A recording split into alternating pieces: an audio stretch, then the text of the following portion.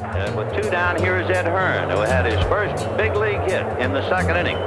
He's a youngster who was drafted by Philadelphia. He had an appointment to the West Point Military Academy and decided to be a baseball player. He would have made an impressive-looking general. He's 6'3", 215. It's way back. It is going, gone, goodbye. And Ed Hearn with his first major league. And a high drive to left. Back goes Stubbs, way back. I made it to the penthouse of all my dreams as a young boy. I mean, I had sacrificed so much to be there, to get to that point. No doubt. I probably never really dreamt that I would play in the big leagues, let alone be in a World Series and be on the winning team. He struck him out. The Mets have won the World Series. The dream has come true. The Mets have won the World Series, coming from behind to win the 7th ball game. There's a couple of gifts I want to give to you, and one of them is a little perspective today. Just when I had life in the palm of my hand, I mean, I had it right where I wanted it. It was jerked out from underneath me. But this is a man who, first of all, was the short end of the David Cohn trade. The Royals gave away a 2-time Cy Young Award winner, and Ed took the heat for it because he got injured right away. On top of that, when his career ended, he had a kidney transplant, a life-threatening blood disorder, and a life-threatening sleeping disorder disease. And when we interviewed him a month before, or 2 months before, he had had cancer. So I went from the penthouse to the outhouse. What do you do when you're facing adversity, when you're facing change you think you have no control over? I was feeling sorry for myself because life had thrown me a curve. This was potentially a strikeout curve. I was having the mother of all pity parties. Life throws you curves, you gotta keep swinging. You gotta keep swinging. Because you can't hit a home run sitting on the bench. Or worse yet, sitting in stands. I had dreamed of being a big league ball player. That's all I wanted to do. And then things changed. You know, of course, as I travel around the country speaking today, I find that we all face changes in life. We face challenges, and fortunately, the things that happened in my life, I now am able to go out there and empower other people, share with them a message of hope and that we can overcome these challenges. Today, guys, we're talking with Ed Hearn. Anybody who knows me knows I'm a big Mets fan. Ed was a contributing member of the 1986 World Championship Mets team. He was a catcher. He was drafted by our Phillies. I live very close to the Phillies AAA team. He spent 4 years in the Phillies minor league system playing with the likes of Ryne Sandberg, and I'm sure a lot of other great players. You also won a bunch of minor league championships, and you've become a sought-after motivational speaker. So welcome. Thanks, Ryan. It's great to be with you. I didn't realize you were quite so close to Philly land there. Oh, absolutely. No, we are so close. We're about 10 minutes from the AAA Phillies team, the Iron Pigs. So we see a lot of the players come and go. It's awesome to be so close. Yeah, it was a fabulous organization back in 1978 when I was drafted out of high school, 4th round with them. And you mentioned Ryne Sandberg. A couple great things about Rhino. We were roommates on the road, and we shared co-MVPs at the end of that rookie season. Awesome. Ed, what is it like playing in the minor? I'm jumping ahead, but what is it like playing in the minor leagues? Is it grueling? Is it a long season with all the travel? Well, I was 17, young high school senior, and it's certainly different, like any other 17-year-old going to college or something. But you mix in the travel, and truly, I really felt like it was some of the best years of my life. Oh, wow. But also on the other side of that, there were some times when I wanted to quit. So it was grueling. It was both sides of the fence. I experienced tremendous times. That first year in Hearn, Montana was fabulous. It was the first time they had a pro team affiliation in Helena, Montana, in God's country with the mountains, and it was beautiful, and the people thought we were gods. And I had a great 3 months there, and of course MVP with Rhino, and so he just had some great years. Then when I went with the Mets, started in '83 there, and '83, '84, '85. We won. I was on the team that won the Single A championship in Lynchburg, Double A in Reading, Triple A in Tidewater, and the following year in the big leagues in 1986. That run is one that a lot of Sabre people have researched, and they don't find anybody else that's happened to do that same thing with one club in 4 consecutive years at each level of professional baseball. And you were around when the Mets started making that transition from the late 70s for me, and early 80s were pretty bad. And then you were in that group from 83 on that kind of moved up to the major leagues together. Was there anybody who stood out other than the ones we all know about? In which way do you mean stand out? There was a wide variety with the Mets team. There was standouts in a lot of categories. In their playing abilities. Okay, well, I mean, they had many number one picks because they were so lousy prior to that, and they reaped the fruits of that with Darryl Strawberry, Doc Gooden, Billy Beane was another tremendously talented guy who really never made it to the big leagues, but obviously he's done well as a general manager, and they made the movie Moneyball after him. So I was surrounded by a lot of really good baseball players. And as much of the baseball world knows, if they were following baseball in '86, we dominated the game, and we also dominated not only on the field but off the field, if you want to put it that way. Or in airplanes or motels or bars, you name it. And I have a question coming up about that. But when you were growing up, did you know that you excelled at baseball and that this is where you were heading? Well, truly, Ryan, I wanted to be an NFL quarterback. That was my dream. But I grew up on the East Coast of Florida, and the high school that I attended was a very strong, football high school. But they were not. They didn't run an offense that was one that would help grow a pro-style quarterback. We ran right, ran left, and if it was third down, they'd passed, and that was about the extent of the offense that I could run because of the type of team we had. I'll just leave it at that. I got you. I understand. That's kind of how it is around here. A lot of running. So you excelled at baseball, obviously, because you were drafted eventually. When did you realize that, hey, I'm good? Oh, I think by the time I was about 10 or 11, I started really, standing out above the crowd.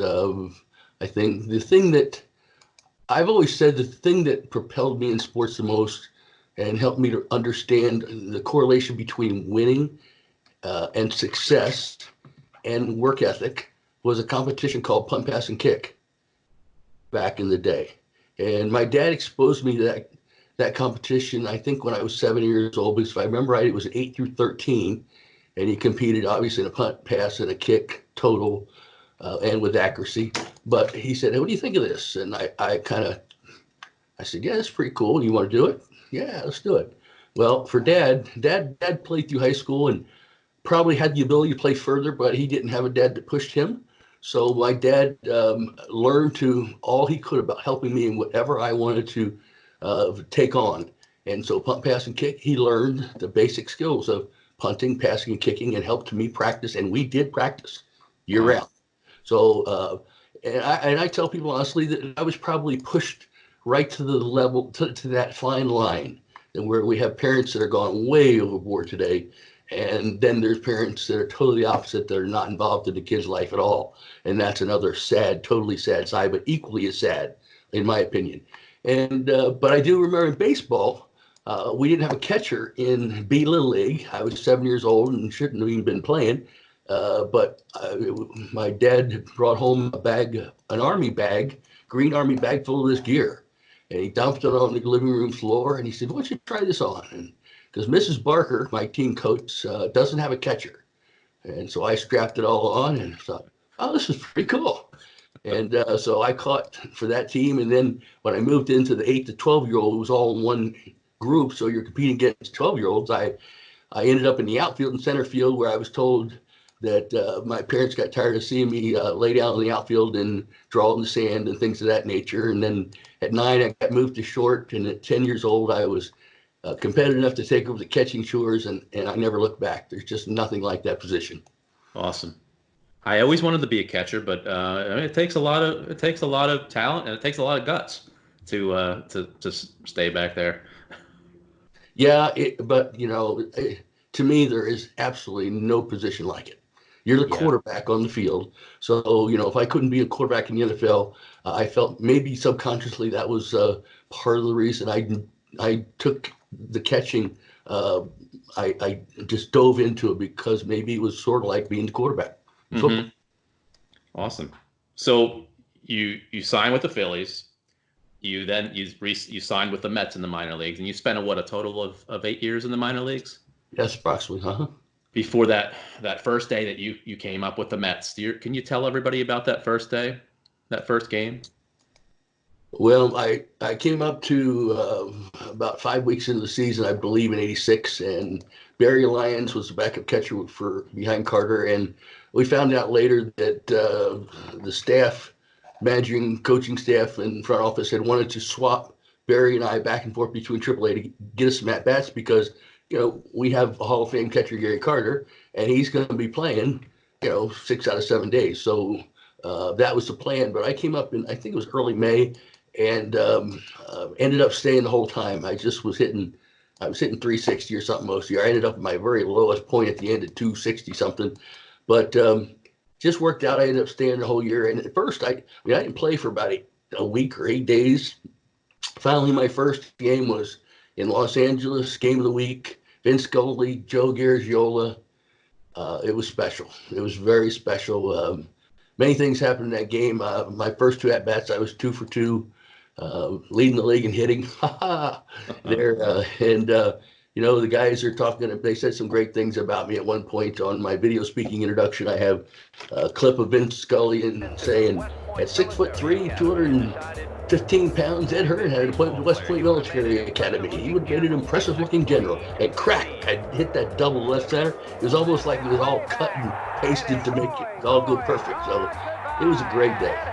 And you were able to hit your first home run and actually retrieve the ball. Yes, that was on a ensuing homestand against somebody. But it was the main thing. The important factor is that it was Father's Day, and my folks had flown up from Florida. We're in the stands, and a couple neat things about that. You mentioned getting the ball back. The grounds crew guys there, Shea, were great at retrieving balls that were special, and they retrieved the ball. I didn't know that till after the game, but I rounded home plate, and I was raised to be very humble and all, but I ended up seeing a picture where I'm pointing at my folks in the stands, heading toward the dugout. Ray Knight's in that picture, I think, and George Foster. And then the next thing that happened following that is I'm in the dugout, and in '86, the fans in New York insisted on these curtain calls, and that was just not in my makeup. And Keith Hernandez and Gary Carter literally pushed me up the 4 or 5 steps, and I just I raised my hand. I ended up with one finger up, and that became the photo cover of my book, Conquering Life's Curves. Right. That's the moment right there. Yep. I just got pushed up the stairs by Gary Carter and Keith Hernandez.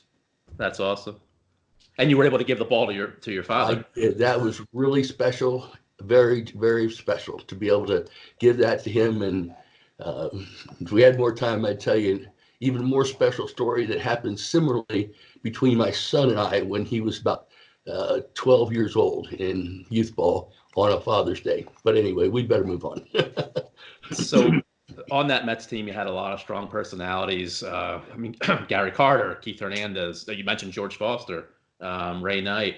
What was it like being around them? Were they supportive of you? Just coming up, you're young, you're a rookie catcher, or was it the other way? No, it was not the other way. Most of the guys were great. I think it was my first home game, after I had had a good start on the road there, that Dodger Stadium thing. Well, my first home game was against San Francisco. I believe Ronnie Darling was pitching.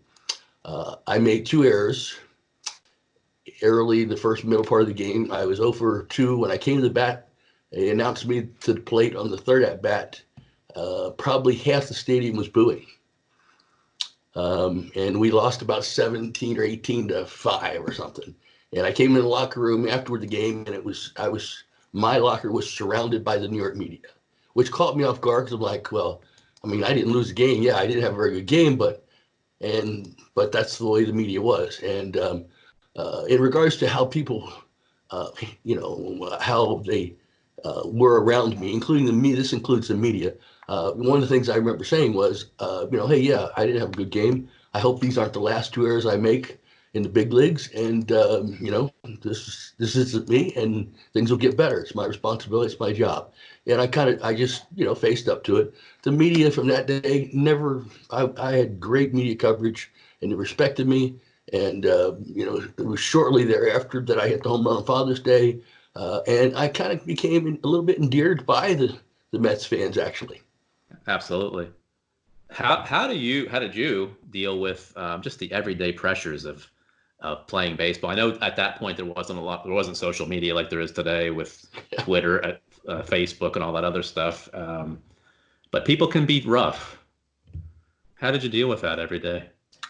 In the game of baseball, in the game of life, if you're focused on doing your job, the pettiness of things shouldn't be a factor as much as many people might think of looking from the outside. When people say, well, did you hear those people booing, say in Philly or whatever, when you're hitting? No, you don't hear a thing. You don't hear any of that because you're so locked into the job you're doing. And I think you want to talk about my speaking eventually, but speaking is another microcosm of life as baseball is. And a lot of people don't like to speak, and a lot of people might similarly ask the question you asked about, is it nerve-wracking on the baseball field? Well, the thing that I believe as a speaker, as an athlete, or anybody in life, the key to not getting sucked into that cesspool of pressure is a thing that I call think outside, not a box. That's tired, old, and a box is nothing. My philosophy is think outside the self. So when you're speaking, if you're up there and, maybe in 7th grade speaking class, they told you to picture your audience in their underwear. Okay. What I say is you think outside yourself and you think about the people that you're delivering that speech to, and they want you to succeed. They want to either laugh, they want to learn, they want to be inspired and motivated. Oh, at the ballpark, you think about the team. You think about contributing to the team, being aware of the situations that you're in. And you also, I think a little bit, you think about those fans that are pulling for you. And it's an awesome thing when fans are, you have a home team fan base like we had in New York, was great. And so you are thinking outside of yourself so much, if you're doing it in the way I believe you have to do it, that I don't think the pressures and the little things that can bother a lot of people, they don't bother the professional who is thinking about something besides themselves. So also during that year, you met your wife. You were right. You were introduced by another player. So you came into the major leagues. You won a World Series, and you met your wife all in that same year. That's amazing. It is, and it was, and it still is 32 years later. God had a plan for my life, I believe, and it included baseball. But as you know, and probably a lot of fans and people that might be listening or watching this broadcast know what happened to me. I basically, after that year, I was traded to the Royals to be starting catcher to take over the pitching staff of that young Royals, guys who had won just 2 years earlier for the Royals. And they wanted me, a younger catcher, to be with those guys for 6, 7, 8 years. And 3 weeks in the season, I'm done. I blew up my shoulder. And that was the beginning of the end for baseball. And I kind of went from that 86 great year of a world championship, meeting my wife, by the way, is a nurse, and to become later very important. And it was a fabulous year, but I kind of laugh about it a little bit today, and I've kind of coined the phrase, I went from the penthouse to the outhouse, and now back. Awesome. So it was a great opportunity when you were traded. It's not like, oh my God, I just was traded from the Mets. You were traded. You didn't really, with Gary Carter in front of you, it was probably tough to get steady playing time. Sure. So now you're going to the Royals. You're going to be the starting catcher. Like you just said, you were injured, unfortunately, and you tried to come back after that. Oh yeah, I battled hard. I mean, and that's another thing that I believe in another teaching moment, I think, is in trying to come back there. I tell kids, mainly kids, but also adults, and just people in general, you never want to have to look in a mirror 3, 4, 5, 10 years later and say, if only I had done this, blank, or if only, because then that's with you the rest of your life. So, that's just, I gave it everything I had for 2.5 years. And it wasn't meant to be. As I mentioned earlier, there was a different plan for my life. It included baseball, which is a very important part of that plan. That was a part that gave me the ability on the comeback from the penthouse to the outhouse. And the back part of the back was my background in baseball. But I had a big valley to go through. And we're going to talk about that now. So after baseball was done, you realized that wasn't going to work. You went into the insurance business. That was your next step? Yeah, financial services business, and that really was not. That was a mistake. I was not cut out for that. But shortly into that, I was diagnosed with 3 very serious health problems, including end-stage renal failure, hypogammaglobulinemia, which is a deficiency of the gamma globulin production of your body, which helps you fight off infection and gives you energy. I had a rare type of sleep apnea, central nerve apnea, so I had to start sleeping with BiPAP. The hypogam required a $10,000 IV treatment once a month. And, less than a year and a half after fighting to come back, I was on dialysis and ultimately there, not too long after that, received my first of 3 kidney transplants, all less than 2 years after being out of the game. So that was just huge change. And in speaking today, I'm often asked to talk about change because we all face change. We all face proverbial curves in life. And that I did. How mentally did you grasp all that and handle all that? Did you have support at home? Oh, I certainly had support at home with my wife, of course, although she loved baseball. So she was disappointed that ended because she just loved baseball, and she was a Mets fan and she was a Rangers fan. But regardless, that's not what you're talking about. But she was very supportive. She was the best thing that could have happened to me there in the end of '86, even better than winning and being a part of that World Series team. I also had another strong part of my life, which was my faith, and that was a foundation that helped me to overcome what ultimately occurred. That was the most challenging part. Was after my first transplant there, a year and a half, 2 years after my career ended. I take 35 to 40 pills a day, and many of those are to keep the body from rejecting a transplant. And those meds have a lot of side effects, and different people are affected different ways. I can grow chest hair 6 inches long. I mean, I was a hairy dude before, but now I can grow them all in the wrong place. I mean, that's just one of the side effects of these type medications, but there's many side effects, and 2 that I was impacted by greatly was mood swings and depression. And a year and a half after my first transplant there in 2002, by the fall of the following year, I found myself in my basement with a loaded .357, and I was considering quitting. Fortunately, I had what you asked the question: what helps you? What did you have to help get you through these things? Well, when you're that low in life, you need foundations. And I had a great family upbringing. I had a wonderfully supportive wife that I couldn't do that to her. That was a major impact in any decision. I don't think there was really a decision. I think I was being a wimp, but I ended up there. The third thing was my faith. I just knew, in the depths of my despair, uh, chemically induced by the medications, that this isn't what God wanted me to do. It was not. My wife certainly wouldn't. My family would have been devastated. So by the time I put down that gun in the basement and walked up the 13 steps, I had already made a game plan to be proactive in 3 areas of my life. I had to get back to the basics of my faith. I realized that I had been just slipping away, and that foundation of my life wasn't helping me. So, but that was my fault because I wasn't involved in that, being proactive.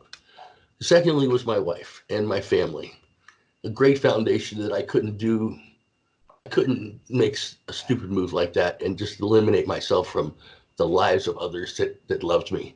And the third thing was I had been to a professional conference in the financial services business in Denver, Colorado, and I heard from and met and eventually became friends with one of the greatest motivational speakers of all time, Mr. Zig Ziglar. And he said, and I remembered this in the basement, and this was the final third thing that was so important in my comeback. He said, you can change where you're at in life by what you put into your mind. And in high school, I was a 396 GPA and fourth class of 600 and some, but I hated reading. I never read those big books. Cliff Notes got me through. But I became a reader, and I became a cassette listener. Everything from the Bible to Anthony Robbins to maybe even Buddha or whoever those people are. Anything positive I was filling my brain with. Like a computer, garbage in, garbage out, or good in, good out. And so with those three things, I began to move forward. And ironically, less than a week later, because I know you're going to ask me about the speaking, so I might as well just tell you. Less than a week later, a former Chiefs player, a friend of mine, called me, and he was in charge of getting speakers for the local Rotary Club. And he said, Ed, man, we had a meeting tomorrow, and the guy I had scheduled just called me and bailed. Can you come and just share your story? And he had no idea what was going on in my life, where I had just been the day before. He called the day after I was in the basement. And I was not Superman yet, or never have been Superman, but I hadn't come back yet. But I had the foundation. And I said, Dave, I can't, I'm not feeling good physically. I just had this transplant, blah, blah, blah. And Dave just kept twisting my arm. And I'm like, all right, Dave, I'll be there. So I go to this Rotary Club the next day and I used to talk a lot in the minor leagues to, kids groups and stuff. So, I was a speaker, but I could talk. And I went there and talked for 20 minutes, just told my story. And at the end of it, people were like, here I am 24 hours from the basement with a loaded 3D7 to people telling me that, wow, that was very touching, or I was inspired. And finally, the last person before Dave and I left was the president of the club, who handed me a business card, shook hands with me. He said, listen, Ed, that was fabulous. He said, for an old job, you tell a great story, and corporate America pays people like you to go out and share that with in corporate settings, associations, all kind of groups. And he said, if you'd like to, I'd love to sit down and tell you what I do. I book speakers into events. And I said, well, thank you, sir, but the timing's not good. And I didn't tell him where I was at 24 hours, but I took his card, and I never told Dave Lindstrom, the chief guy who took me there. I just went home. But I started to implement those 3 steps that I had decided on. And 6 months later, I called that fellow back, and we had lunch. And he said, most speakers become speakers, kind of like a hooker becomes a hooker. First, you do it for a friend, then a friend of a friend, and then a friend of a friend's friend says, hey, how much will you pay me to do that for me or my people? And so literally that's what happened 23 years ago. And, today, 23 years ago, I've spoken all over the country. I was doing as many as 80 to 90 engagements a year. It's been a little slower now. I wrote my first book, and only book, in 95, in part because I was at a National Speakers Association conference, and I was sitting at lunch with Zig Ziglar, Earl Nightingale and Jim Ryan, one of the other big superstars, and I am this rookie speaker guy, and they're like, "Oh, you used to play ball? I think I heard of you. Yeah, yeah. Oh, wow, that's an interesting story, huh? So what's the name of your book? That's like the 10-minute conversation. But down, and I was like, book? Me? I mean, I'm just Ed. I only got 2 letters of my name. I'm not a big name guy. What am I gonna? They go, oh my gosh, that is. I mean, you need to have a book just to. I mean, people, you can't speak to enough people. You can share your life and the lessons you've learned through this book that'll go beyond you. And then I got to thinking, and then I realized I had a 2-year-old son, and I may not be here when that kid's a teenager. And that was the main reason that I decided to write the book. It's called Conquering Life's Curves. Yep, Baseball battles, baseball battles and beyond. And it's autobiographical in nature with a lot of life's lessons learned through my journey from the penthouse to the outhouse and back. And when I wrote it, I felt like I didn't care about making money through any book or any of that. I cared about that my son would have something if I wasn't here, because that's how sick I was. I was very sick at different parts along the way here. And, he had story, he had my life, he had my stories, he had all these nuggets. At the end of each chapter, even, I went to the point of making a 3 to 4 or 5 page section at the end of each chapter called the inside pitch, which really focused down on an attribute, a value that I could draw out of the book. For example, I have 3 years of minor league chapters. One of the inside pitches I know is called perseverance. It just fits right in. So, it's been a long journey. It's been interesting. I cannot say it's been easy, but life is not easy. As you know, and as your listeners and the folks who tune in to you know, because you're sharing good stories, and you're sharing stories to help people understand that they're not alone in how they feel, the things that they go through. And so you're thinking outside yourself, making a difference. And to me, that's kind of what life is about. And if you want to break it down just to the core, fundamental, total foundation, it's 4 letters, Ryan. It's LOVE. Thinking outside the self, that's just an offspring of what we were created to do, was to love one another. It's amazing. It's amazing that you say that. I just talked to, I don't know if you've heard of Walter Bond. I talked to him on Saturday. Oh, we and the main thing I took out of the conversation was just to help other people. He said he doesn't even like to think about himself. He just wants to help other people, and that's when good things happen to you, to anybody. And it's been the recurring theme on people I speak to. It's amazing. Well, maybe there's something to that, isn't there? Mm-hmm. Absolutely. I mean, I just believe that, especially in our generation today, our culture today, Ryan, we've become so I, me, selfie, promote thyself. It makes me sick. I struggle so bad, and I get depressed about it, actually. My speaking has dwindled in part because it started to dwindle when the finances crashed here about 2008, 2009, or whatever it was. But I haven't come back to speaking, 80, 90 times a year, because I was raised to let my bat do my talking for me. So I'm not a marketer, first of all. I don't like asking other people for things. Now, if somebody comes to me and says, hey, man, I've seen some good things here. I think you could use a hand in this area, that area. I don't turn that down. Matter of fact, that's the way I like it to go. But as far as making fancy stuff and promoting and look at me and oh my goodness, and so you go to the other side of Walter Bond, myself, and you got these idiots you saw at the NFL Super Bowl this year, down there, celebrities making more money at these parties and this stuff away from the field, more money than the winners would make in their share. just being social, promoting by doing stupid things, loudmouth, popping off type of things. But you know what? Unfortunately, that's where we're headed as a society. In 1999, I started a nonprofit called The Bottom of the Ninth, where character counts. And, you know, you hear different, the media, what can you believe today? But you hear some saying, we're at the cliff, we're right on the edge, we're about to lose it all. I say it's the bottom of the ninth. And it's time for us to step up the plate and make a character comeback. And that's it. And to me, the comeback of character starts with four-letter word, love.